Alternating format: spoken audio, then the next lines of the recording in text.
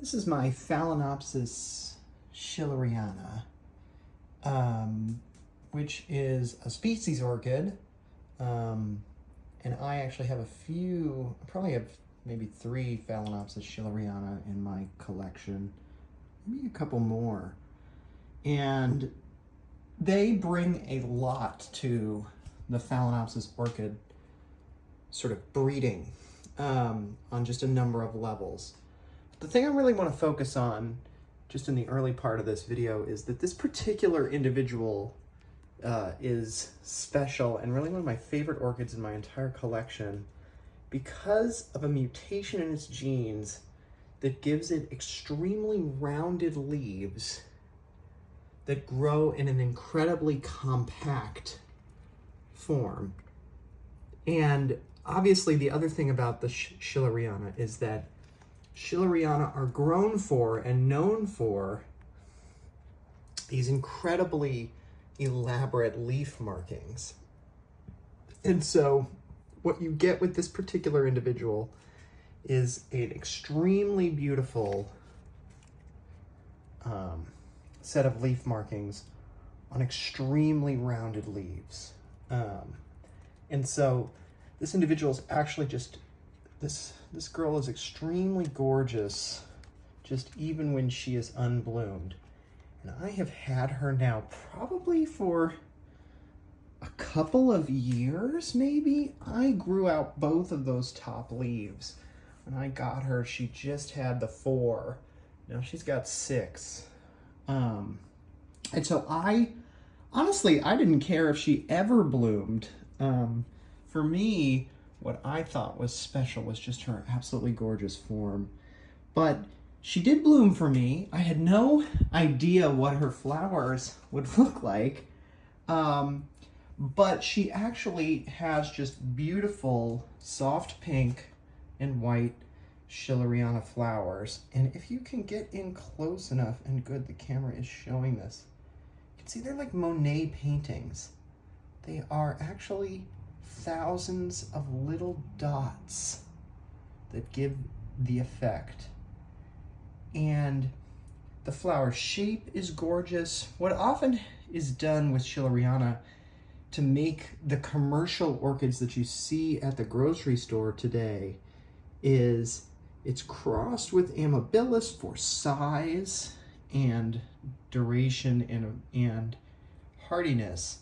But of course what they lose is that very special leaf form, this beautiful, what's called mottled leaves are generally not present on your supermarket orchid.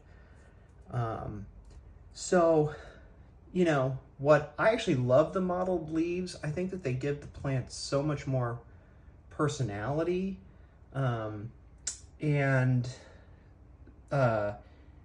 really make it just a more beautiful plant, because as much as I love having them in bloom, and this has been in bloom now for a week, maybe 2 weeks, and will probably remain in bloom for another several weeks. You know, for most of the time, they are sitting there out of bloom, but it's still just a beautiful plant and so compact. You know, many breeders breed for compactness.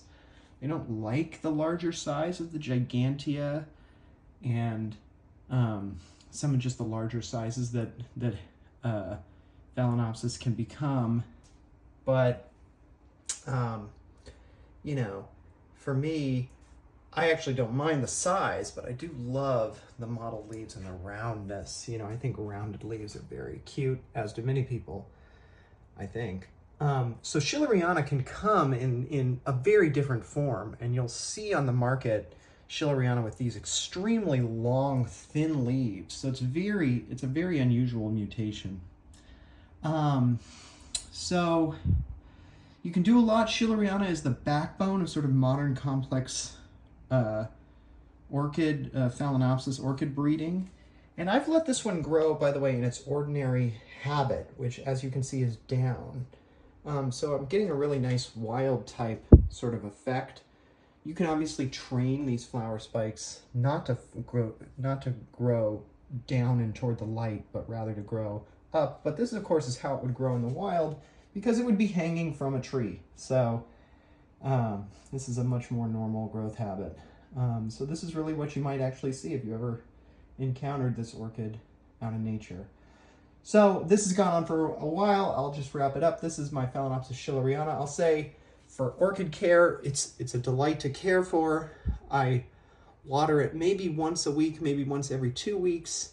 This particular one, extremely forgiving in terms of watering. Its compactness helps a lot with that.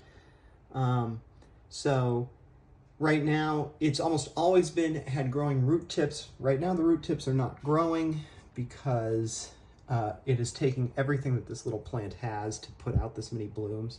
And you see the number of blooms per square inch of leaf, and you can see that it's just putting its entire heart and soul into this display. But once it's completely flowered, it'll go back probably to growing, and as long as I take good care of it, there's no reason that this couldn't end up becoming kind of a towering little plant, a little tower of rounded leaves. Oh my gosh. But yeah, so this is my Phalaenopsis schilleriana.